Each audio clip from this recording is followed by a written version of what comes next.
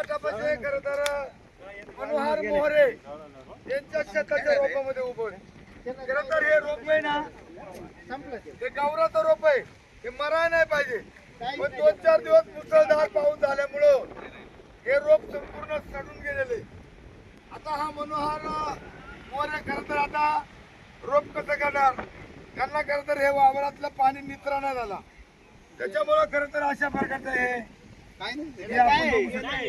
आता इथं कुठलाही बी आतापर्यंत तलाठी किंवा सर्कल किंवा कृषी अधिकारी आलाच नाही. मी खरं तर त्यांचा निषेध करतो. पगार घेतात, फोन केला तर उडवाउडीची उत्तर देतात. माझा असं मागणी आहे का बीडीओ तहसीलदार आणि कृषी अधिकारी भोसले साहेब या तिघांची जबाबदारी आहे. अत्यंत हे नुकसान खरं तर झालेले आहे आणि म्हणून अशाच्या लंगरीपणामुळं परत शेती लागणार आता हे काय करणार हा शेतकरी. याला पाहिजे सगळं हे बघा असं प्रकारचं यांनी खरं तर हे संपूर्ण सडून गेलेले. कशामुळे सडले, 4 दिवस मुसळधार पाणी वर डोंगरावरून हिरडी जवळजवळ बरेचशा हिरडी खाली आलेले आहेत. इथं आता आम्ही जाणारच या स्पॉटवर. इथं ही बांधण कशी धडपले म्हणजे अत्यंत हलगर्जीपणामुळं आपण या ठिकाणी वर इकडं संपूर्ण ही भात शेती उद्ध्वस्त झालेली आहे आणि म्हणून याच्या पंचनामे झाले पाहिजे अशा प्रकारची मागणी आमची राहणार आहे. इथं उभा आहोत वादळी पावसाने करता मनीषा अंकुश मोहरे ही विधवा महिला आहे, तिला मालक नाही आहेत आणि मनीषा अंकुश मोहरे जर म्हटली तर इथं हे एवढ्याच वावरामध्ये तिथं खरं तर परपंच चालतो. आणि आपण या मीडियाच्या माध्यमातून बघू शकतो का टोटल वरता पूर आल्याच्या नंतर हे रोप तिथं संपूर्ण दाखवून गेले. रोपाचे तर नुकसान झालेच, पण हे वावर जर बनवायचं झालं तर 1500 रुपयाची शिपिले तास आहे आणि मग 1500 रुपये तास जर म्हटला तर 10-15 हजार रुपयाने बी हे वावर तिथं होणार नाही.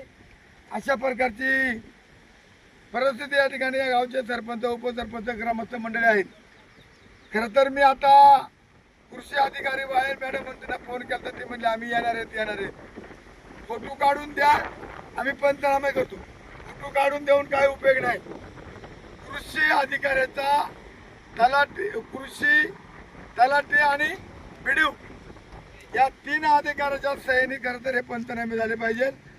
कलेक्टरकडे मी निवेदन दिले, त्याच्यामध्ये असं सांगितलंय कलेक्टरने यांना का टेपने तुम्ही मोजमाप करा आणि जसं आपण रोजगार हमीवरती काम करतो मग त्या मोजमाप पेमेंट निघायचं, तसं जर या वावराचा मोजमाप त्या टेपवर केला तर नक्कीच या मनीषाला 10-15 हजार रुपये नक्कीच भेटतील. ती गावकऱ्यांच्या वतीनं आमची अशी जाहीर मागणी आहे. आता आम्ही त्या ठिकाणी आता मी तहसीलदारांना भेटणार आहे, मी दाखवतो. 2-3 दिवसांनी आम्ही दौरा करणारच आहे.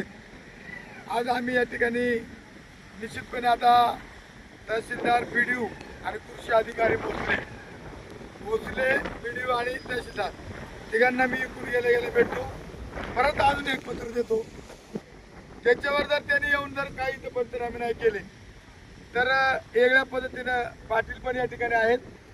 शेवटी पोलीस पाटील, सरपंच, उपसरपंच, ग्रामस्थ ते शेवटी फोन करणार. आमची मागणी काय आहे का तुम्ही इथं येऊन मोजमाप करा. तुम्हाला काय माहिती आहे किती इथं वावर झाड आपल्या किती खर्च येईल, फोटोमध्ये तुम्हाला काय कळणार आहे. तर आमची रितसर मागणी आहे तहसीलदार, कृषी अधिकारी आणि बीडीओ यांनी जागेवर जाऊन पंचनामे करावेत. आम्हाला अन्यथा मोर्चा काढण्याची वेळ आमच्यावर येऊ देऊ नव्हे अशा प्रकारची मागणी मी या आंबोलीच्या दारा घाटाच्या तोंडेशी आम्ही सर्व गावकरी मंडळी करतोय. याची नोंद बीडीओ, तहसीलदार आणि कृषी अधिकारी घ्यावा अशा प्रकारची मागणी संपूर्ण आंबोली गावाच्या वतीने या आंबोली गावाच्या परिसरामध्ये झालेल्या नुकसानी, बांधबांधोडी असेल, रोपा असतील, काय असतील, या नुकसानीचे पंचनामे करावेत. अन्यथा आम्हाला या ग्रामार्ग शुकारा लावणं अशा प्रकारची मागणी मी संपूर्ण पश्चिम भागाच्या वतीनं, जुन्नर तालुक्याच्या वतीनं या प्रमुख 3 अधिकारी तहसीलदार, कृषी अधिकारी आणि बीडीओ यांनी खालच्या लोकांना आदेश द्यावेत आणि अशा प्रकारचं त्यांनी खरं तर पंचनामे करावेत, अन्यथा हे वादा शांत राहणार नाही, अशा प्रकारचा इशारा देतो. धन्यवाद. आता ही एवढी मोठी बांधण आहे, या बांधणीसाठी हा खरं तर एखादी रोप आहे. हे रोप संपूर्ण आता पाण्यानं मरून गेलेले, म्हणजे या परिसरातील सगळीच रोप सगळ्या ठिकाणी आपण जाणार नाही, पण आम्ही आंबोली गावामध्ये दाऱ्या घाटापाशी आहोत. त्या दाऱ्या घाटाचं नाव आजच्या महाराष्ट्रामध्ये गेल्या अनेक वर्षापासून म्हणतात दाऱ्या दाऱ्या घाट दाऱ्या घाट. दाऱ्या घाटही नाही, खाऱ्या घाटही नाही, आणि काय आमच्या इकडे कसंही नाही. नुसत्या गोष्टा हा येतो दाराघाट फोडतो, तो येतो दाराघाट फोडतो. दाराघाट तर फोडती नाहीच नाही, पण आमची रोपं मेल्यात, त्याच्या पंचनाम्यालाच कोणी येत नाही. जर आमचा पंचनामाच होत नाही तर दाराघाट कधी फोडणार आहेत? अशा प्रकारचं या बीडीओ तहसीलदार आणि कृषी अधिकाऱ्यांकडे मी मागणी करतो. तात्काळ तुम्ही नाही केलं तर आम्ही मात्र तुम्हाला सुट्टी देणार नाही, अशा प्रकारचा माझा डायरेक्ट हा इशारा समजा. मी मीडियाच्या माध्यमातून जाहीरपणे बोलतोय. एवढ्या मोठ्या नुकसानी झाल्यात प्रमाणाच्या बाहेर. या ठिकाणी त्यांनी इथं मोजमाप घेतलं पाहिजे. शेतकऱ्याला काय सांगतात कृषीचे अधिकारी, फोटो काढून आणा. अरे फोटो काढून आणा मूर्खानो, फोटो काढून जिल्ह्याला आणा. 200 रुपये गाडी खर्च करा, फोटोचे पैसे द्या. फोटो काढलं का ते नुकसान पुण्याला. अरे तुम्ही कधी शेती केले का? तुम्हाला माहितीये का भात खाली पुण्याला लागलं का? ही सगळं चुकीचं आहे. त्यांनी अशा प्रकारची मागणी केली. या ठिकाणी साहेब जे काय आमच्या शेतकऱ्यांच्या समस्या आहेत, आज तुम्ही प्रत्यक्ष या ठिकाणी पाहिलं तर एक एक वावर उचलायला लाख रुपये गेले तरी आमच्यात ते वावर उचलू शकत नाही. ते उपसा आणि ही रोपं जी गेली यांना काय परत ते रोप नाही, पेरायचा ठिकाणा नाही. इथं सोयाबीन जो एखादा बागायतदार ते नाही येतात, ते वावर मोठं कुठेतरी बागायत करायचा. एका पिकावर हे शेतकरी आदिवासी फक्त एकच पीक आहे 4 महिन्याचा, आणि त्या पिकच जर राहिलं नाही, त्याला लागवडीला रोपच नाही, तर तो शेतकरी काय लावणार आहे? आता काय पेरायचं आम्ही याच्यावर? म्हणून आमचा तातडीनं पंचनामा व्हावा आणि या ठिकाणी ह्या रोपांची भरपाई. आणि आज पडीत म्हणून ह्या नात्यानं ह्या शेतकऱ्यांचा 4 महिन्याचा वैभव कसा होईल? कारण आम्हाला काही भाग करता येणार नाही, न गहू पेरता येणार, न हरभरा पेरता येणार. पावसाळ्याचा ठिकाण हा एक महाबळेश्वरचा ठिकाण आहे काय, आणि घाटाच्या अंगठी असल्यामुळे आम्ही संपूर्ण हा गाव आणि शेतकरी आत वंचित राहिल्यासारखं झालेलं आहे. तुम्ही आज अडचणीत आला अख्खा गावच अडचणीत आहे. रोपच नाही ते लावणार काय साहेब? वर्षातून हा जीवन उद्र प्रश्न असतो. भात पिकणार तर माणसाला जगू शकत नाही, जगू शकत नाही.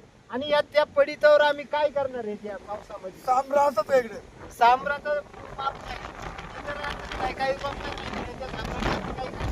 वनविभागाला विभागाला सुद्धा मी या मीडियाच्या माध्यमातून सूचना करतोय की आंबोली सोडा आणि ग्रामीण भागामध्ये सांबरा सुद्धा या ठिकाणी मोठ्या प्रमाणात शेतीचे नुकसान करते. कुठल्याही प्रकारचा वन विभागाकडून त्याचे नुकसान भरपाई होत नाही. आणि इकडं या पावसामुळे झालेला हा भारी रोप ठेचून काढले, याची नुकसान पण होत नाही. वर हिरडीची झाडं डोंगरावरती जवळजवळ एक जगाची 15 झाडं खाली आलेले आहेत. वर डोंगराच्या कडेला अशा बॅगा पडलेल्या आहेत. ह्या ज्या आपल्या पेसा अंतर्गत जे आपल्या संरक्षण भिंत वाल कंपाऊंड गेल्या वर्षी काही ठिकाणी बांधले गेले. अरे संरक्षण भिंत एकीकडं, गाव एकीकडं, नुकसान आणि नुकसान एकीकडं, आणि पैसे भल तिकडंच. गेल्या वर्षी संरक्षण भिंतीला 40 कोटी रुपये खर्च केले. 1 रुपयाचा फायदा त्या समाजाला किंवा शेतकऱ्याला झाला नाही. अशा प्रकारचा हा गलथन कारभार आहे. या गलथन कारभाराचा ताबडतोब आम्हाला पंचनामे केले नाही तर आम्ही या जुन्नर तहसीलदार कचेरीवरती गाढवाचा मोर्चा काढल्याशिवाय राहणार नाही. कारण गाढवाचा मोर्चा काढलो तरी अधिकाऱ्यांना कळेल का हा गाढवाचा मोर्चा काढायला काढलाय. म्हणून मी त्यांना विचारतो. धन्यवाद. अधिकाऱ्यांचं म्हणणं काय का आंबोली गावचं ते काय जीवटिया का आला तर तो फोटो तो अर्ज घेतला जातोय काय त्यांना आम्हाला एकतर किती मोठे तुम्ही जीवटाक माहिती तुम्ही येऊन जीवटाक करा, फोटो काढा, आपण करून देऊ.